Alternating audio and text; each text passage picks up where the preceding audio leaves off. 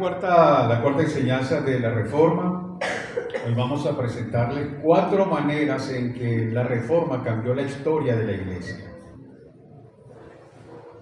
Martín Lutero tiene un legado complejo dentro de todo este desarrollo de la cultura de la Reforma dentro de la Iglesia. Muchos lo llaman héroe histórico, otros lo recuerdan como el alemán que publicó las 95 tesis.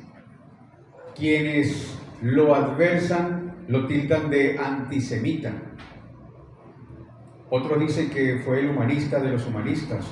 Otro grupo lo llama el libertador de la razón de las garras frías de la dogmática Iglesia Católica Romana. Y estas cosas ocurren en este siglo, 508 años después, porque en octubre de este año se van a cumplir exactamente 508 años. Así que desde aquel momento, después de esa revolución desatada en Wittenberg, en Alemania, quedó claro que Lutero y sus compañeros reformadores cambiaron la historia de la Iglesia. En tal sentido voy a presentar para ustedes esta mañana 4 razones fundamentales en que la Reforma cambió la historia.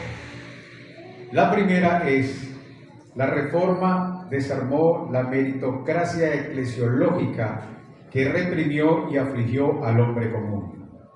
Esta es la primera razón fundamental. La Reforma desarmó la meritocracia eclesiológica que reprimió y afligió al hombre común.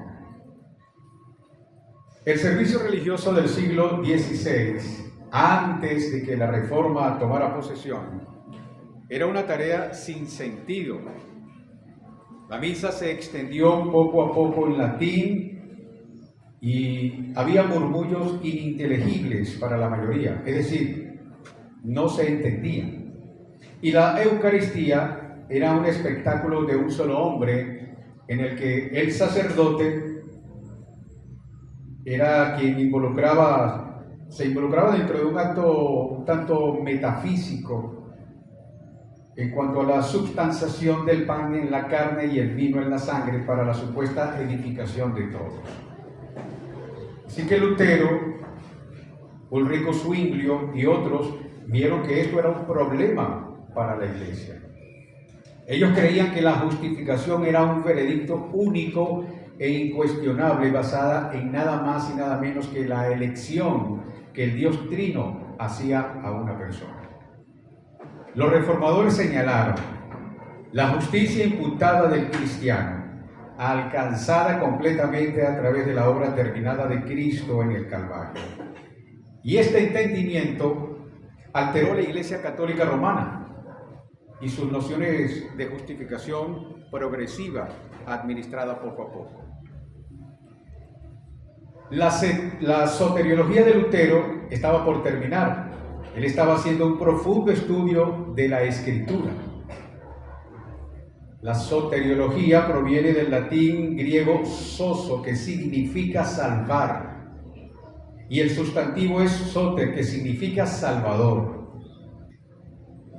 R.C. Sproul decía: estamos acostumbrados a usar el término salvación o a hablar de ser salvos en el sentido de ser redimidos por Dios eternamente. En un sentido, la gran calamidad de la cual somos salvados es Dios mismo. Es decir, somos salvados de tener que enfrentar a Dios en su ira el día del juicio. Dios es al mismo tiempo el Salvador y aquel de quien seremos salvados. Sola Escritura afirmaba la sola fide, y esto es crucial para entender la teología de la Reforma. El suizo Ulrico Zwinglio llegó a las mismas convicciones de Lutero. Eliminó el tradicional leccionario latino y comenzó con sermones expositivos en el Nuevo Testamento, en su propia lengua natal. Hacia 1525 había terminado Lutero todo el Nuevo Testamento y luego se dedicó a exponer el Antiguo Testamento. Así que mientras Zwinglio se separó de la Iglesia Católica Romana, desacreditó por otro lado la autoridad absoluta papal y conciliar e hizo abolir la misa en Zúrich, convirtiéndola en el primer estado protestante magisterial del mundo.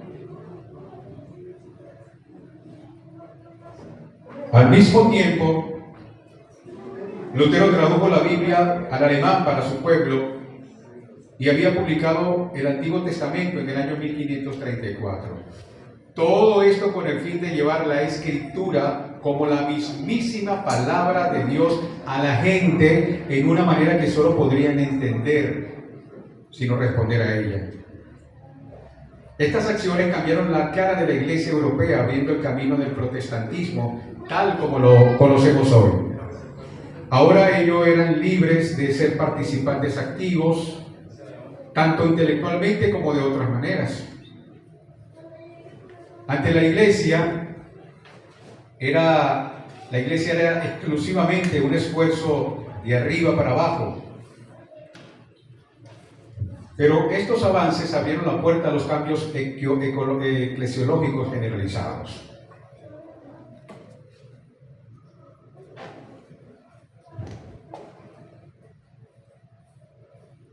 En segundo lugar, la Reforma recuperó una idea bíblica del pastorado.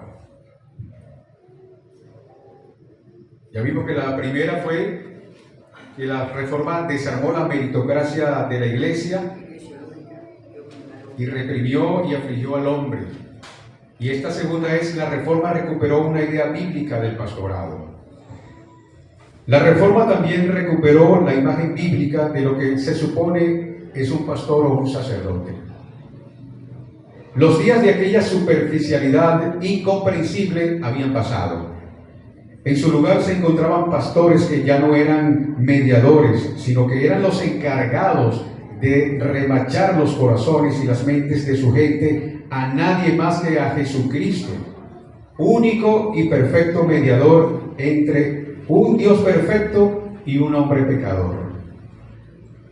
Después de la Reforma, los pastores ya no tratan de impartir gracia o efectuar salvación de ninguna manera.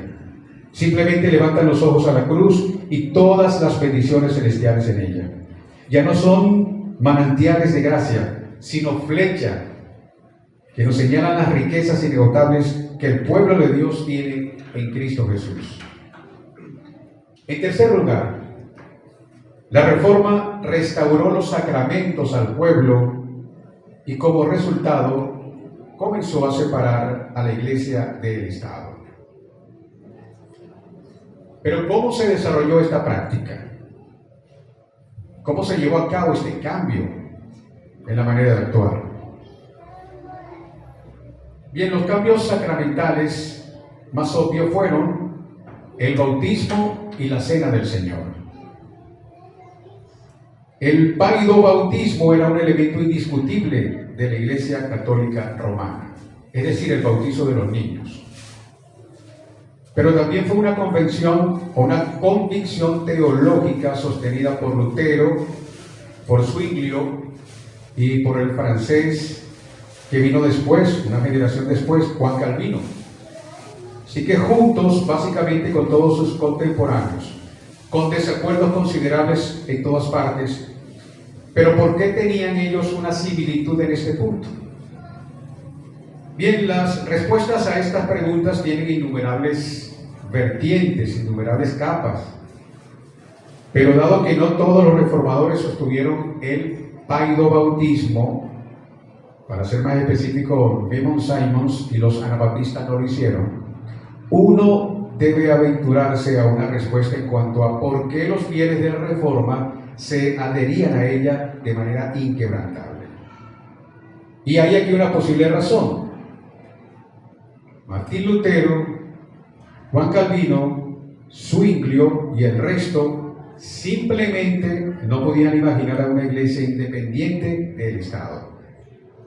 Las raíces político-religiosas de aquel momento eran demasiado profundas, estaban muy entrelazadas, tanto que Lutero se refirió a la iglesia como la mano derecha de Dios y al Estado como la mano izquierda de Dios.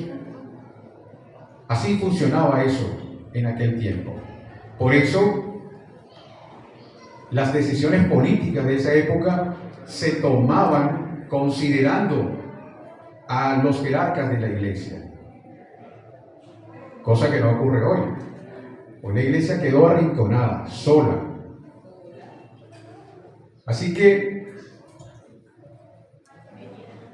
tanto Lutero se refirió a la iglesia como la mano derecha de Dios y al Estado como la mano izquierda de Dios.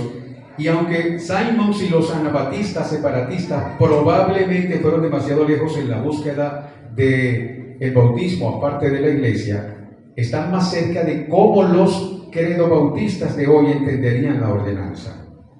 Por lo tanto, aunque la reforma propiamente dicha no inició una aceptación universal del bautismo de los creyentes, ciertamente proporcionó el marco para ello en el futuro, engrasando de alguna manera el engranaje, por así decirlo.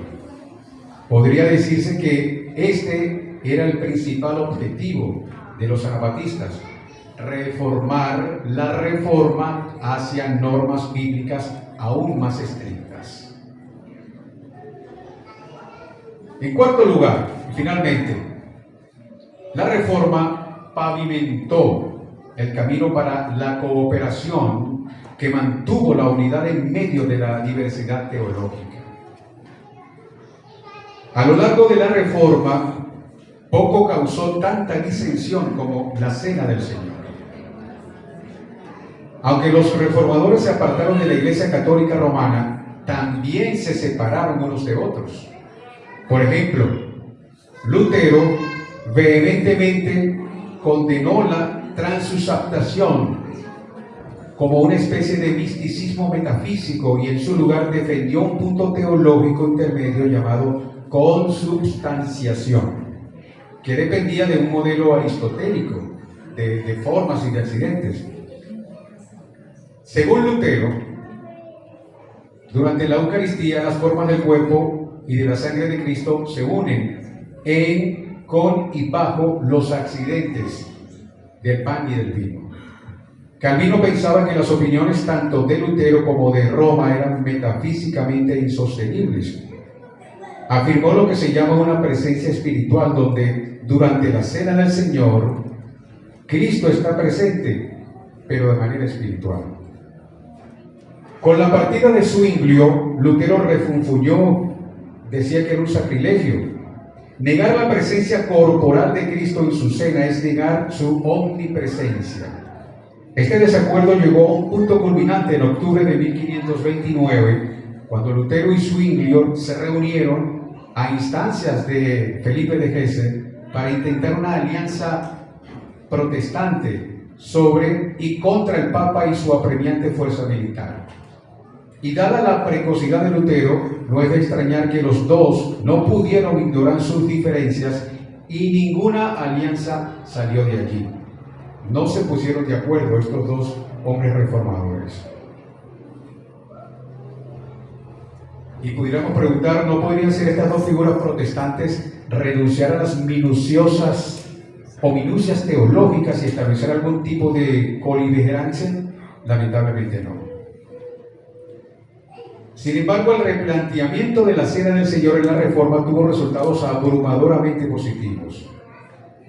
Aunque rara vez llegaba el convencimiento, una verdad permaneció de manera inalterable y de manera clara: la Eucaristía no confiere gracia. Eso es exclusivamente el alcance de Cristo y su cruz. Lo mismo debe decirse del otro sacramento bíblico, el bautismo. Así que con Simons y los anabatistas se habían establecido la base para el credobautismo. Y a pesar de lo que la Iglesia Católica Romana decía, el paidobautismo no puede conferir gracia y no es salvífico. Nadie, por mera casualidad de su nacimiento, es nacido en privilegio espiritual. Al mismo tiempo, tampoco uno nace privilegiado, porque la Reforma lo hizo sorprendentemente claro. El terreno del Gólgota es plano, y la sangre que se derramó allí es para los protestantes y católicos los antisemitas, para los bautistas, para los evangélicos del sur, para los alemanes, para los franceses, para los historiadores liberales y para los seminaristas de primer año. Todos los injustos que necesitan la rectitud imputada en un Salvador.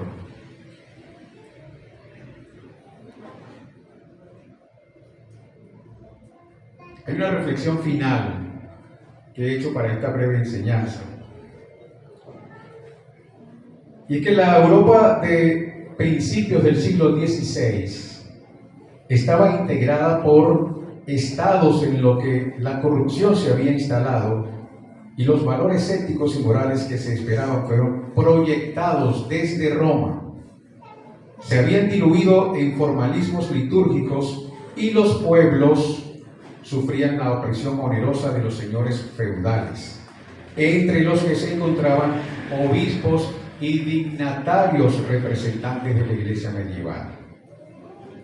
La contribución de la Reforma se deja sentir no solo en el aspecto social y económico, que lo hizo en gran medida, sino en la recuperación de valores cristianos que habían sido olvidados a lo largo del período de la cristiandad.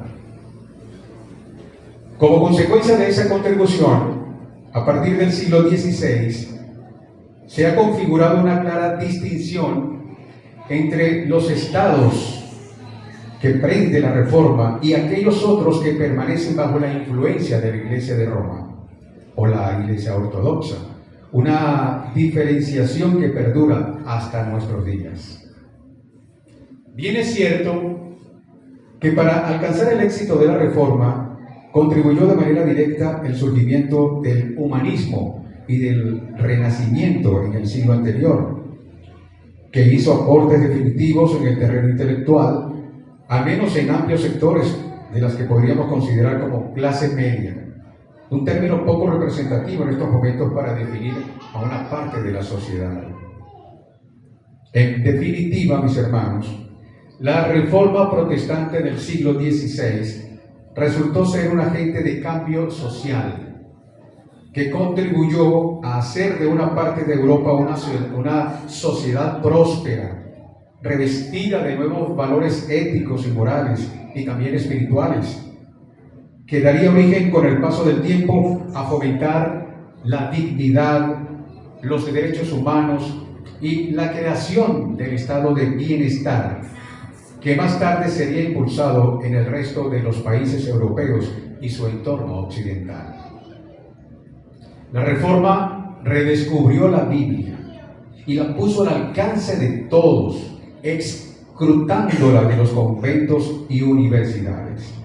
¿Y por qué la redescubrió? Porque logró ponerla justamente eso, al alcance de otras lenguas. Lograron estos hombres traducirla al alemán, al italiano, al alemán, al holandés, al inglés, al español. Es decir, pudieron hacerle accesible al resto de las personas la Biblia. Y allí se fue fomentando esa gran revolución de la Reforma.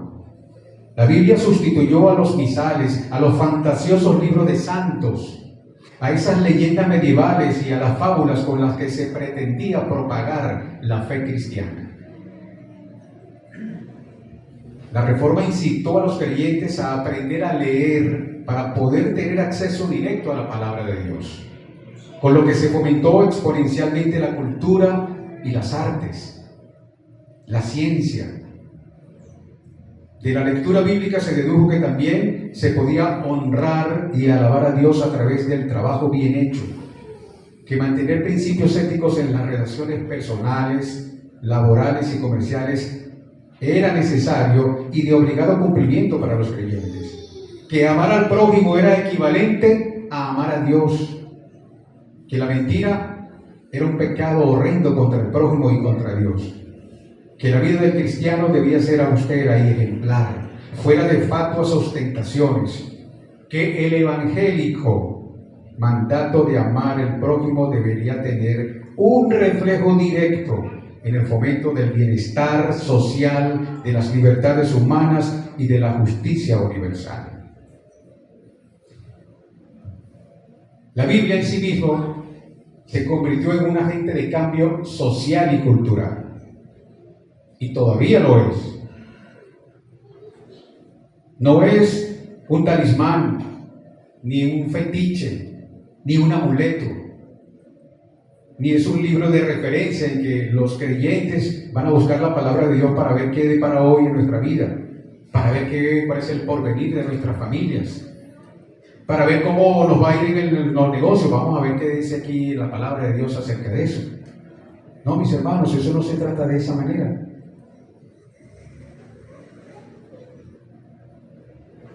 Los efectos no se produjeron de la noche a la mañana, ciertamente. Fue algo progresivo, paulatinamente. Hubo rechazo y guerra, enfrentamiento. Por eso la reforma fue una revolución. El poder establecido no cede los privilegios voluntariamente. Así que los que se sentían señalados se oponían fuertemente a esto. Es decir, la Iglesia Católica Romana. Las ideas se implantan primero, a veces a costos elevados, luego vienen los cambios. Y efectivamente, los cambios llegaron a la Europa protestante, que en algo más de un siglo mostraba una nueva imagen de desarrollo cultural y artístico, de prosperidad social y económica, y sobre todo de una nueva forma de entender las relaciones humanas, sobre la base de una ética protestante que ha sido motivo de admiración y de estudio por parte de teólogos, sociólogos y de economistas. Aún sigue siendo esto foco de estudio, interés de estudio para estas personas, inclusive economistas, sociólogos y teólogos que no son cristianos. Siguen estudiando. Estamos en el año 2025. Bueno, creo que lo sabían, ¿cierto? A 508 años de la fecha en la que Martín Lutero clavó los 95 o sus 95 tesis en un lugar visible y concurrido, provocando no la división de la iglesia, como lo hacen ver la gente de la Iglesia Católica Romana, sino él hizo eso con la intención de que se tomara en cuenta, de reflexionar y hacer un llamado público a las autoridades de aquel tiempo, a la autoridad papal, básicamente. Y para que el resto de la congregación, de los congregantes, de los asistentes, se dieran cuenta de lo que estaba ocurriendo. Por eso él decía, hay un grito de guerra de esa época: id a fontes, id a las fuentes. Vamos a ver qué dice la palabra. Así que él hizo eso con esta firme intención de llamar la atención. Bueno, que los otros se sintieron aludidos y lo tildaron de protestante, de revolucionario, de querer separar y dividir la iglesia, a tal punto que lo llevaron y lo mataron. Lo cierto del caso es que las fronteras ya no están delimitadas como lo estaban hace un tiempo. Ciertamente la religión ha perdido peso social, ha perdido de alguna manera, si cabe el término, poder dentro de la cultura, dentro del campo político. Pero los problemas de hoy siguen semejantes a como estaban en aquel tiempo. Corrupción y falta de valores éticos para que se produzca el tan necesario cambio social, junto a una depravación moral que abochorna incluso a los más tolerantes. Estos niños que tenemos acá en nuestra congregación, los padres, son responsables ustedes de ese cambio social, cultural, político, moral, religioso que tendremos en el futuro. La sociedad exige un cambio que intenta llevar a cabo algunos partidos políticos sin éxito aparente. Es más, contribuyen ellos mismos a devaluar los valores éticos y a fomentar la corrupción. Cabe preguntarse cuál va a ser el papel de las iglesias descendientes de la Reforma. Ahora no es tan urgente traducir y difundir la Biblia. Ahora hacemos un clic en nuestro celular y tenemos aquí a nuestro alcance la Biblia. Es decir, no hay argumento de que no tengo para comprar una Biblia. Pero aquí lo tienes, a un clic. Estamos a un clic de diferentes versiones que nos puede dar este aparatico que está aquí, la tecnología. Así que la Biblia está al alcance de todos. Y si en el siglo XVI los reformadores contaban con una herramienta novedosa, como fue la imprenta, hoy contamos nosotros con medios de comunicación, con las redes sociales, con teléfonos de alta tecnología, que son infinitamente superiores a lo que hubo en el siglo XV, XVI, hasta nuestros días. Parte de la evolución tecnológica, de ese desarrollo que ha llegado hasta nuestros días. La Biblia puede y debe seguir siendo un referente para el cambio social que demandan todos los ciudadanos, pero no el tipo de Biblia cautiva a causa de una lectura literal fanática, como si de un tótem se tratara, desconceptualizándola, anclada en el tiempo, cual pieza de arqueología.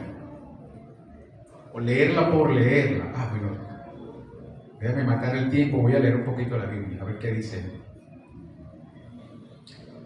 La iglesia, con la Biblia en la mano, tiene que entrar en un diálogo con la sociedad.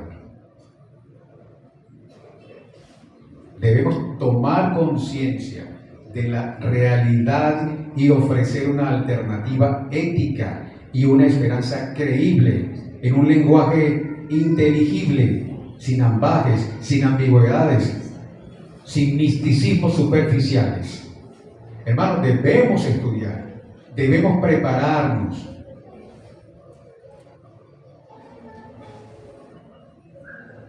Debemos salir del oscurantismo religioso en el que hemos estado inmersos durante años. Es necesario prepararnos.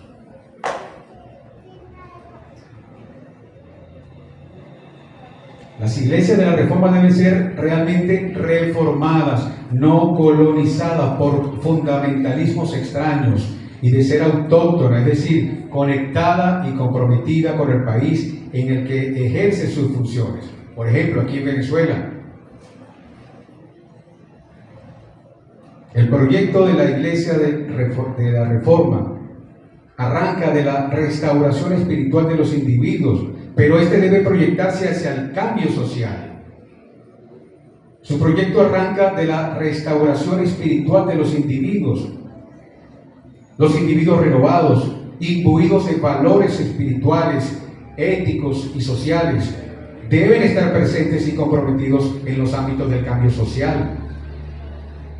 Debemos estar presentes en los centros educativos, en las entidades públicas, en los partidos políticos, en las instituciones, en los movimientos sociales.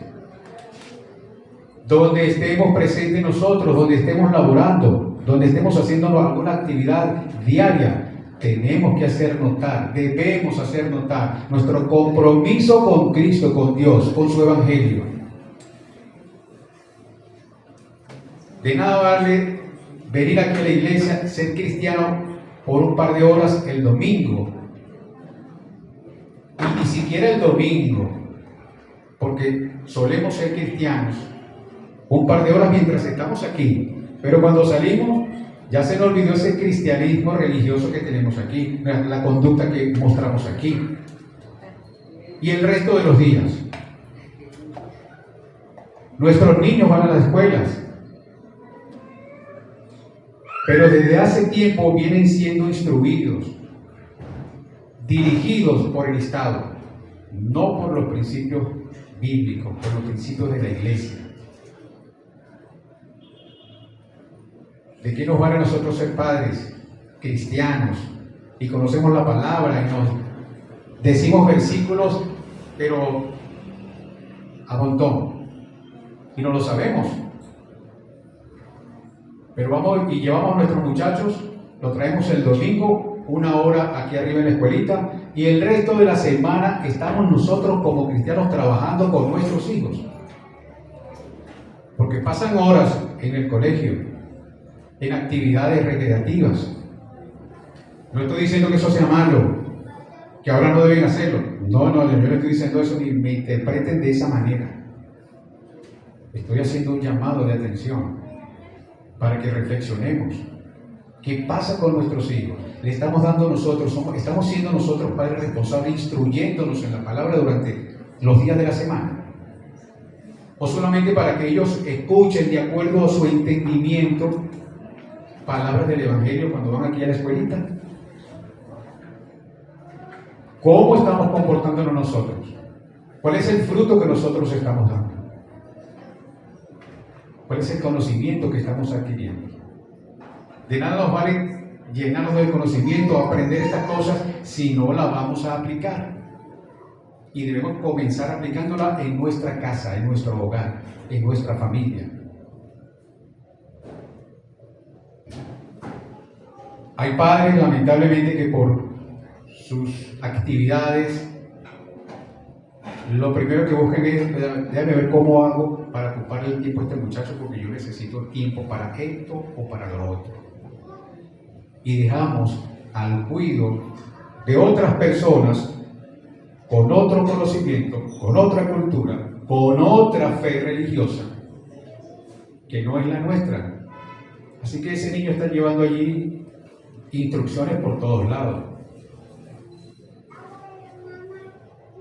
Cuidado, mis hermanos, cuidemos nuestra familia, cuidémonos también nosotros. La iglesia es un buen lugar para el cambio personal, para la conversión y para el fortalecimiento espiritual, pero el cambio social, el que esperamos allá afuera, se produce en las calles, en las escuelas, en los institutos y en las universidades, con nuestra actitud. ¿Cómo estamos hablando nosotros? ¿Cómo estamos relacionándonos? ¿Qué mensaje estamos llevando nosotros allá afuera? En donde estemos trabajando, en nuestro sitio de vivienda, con nuestros vecinos.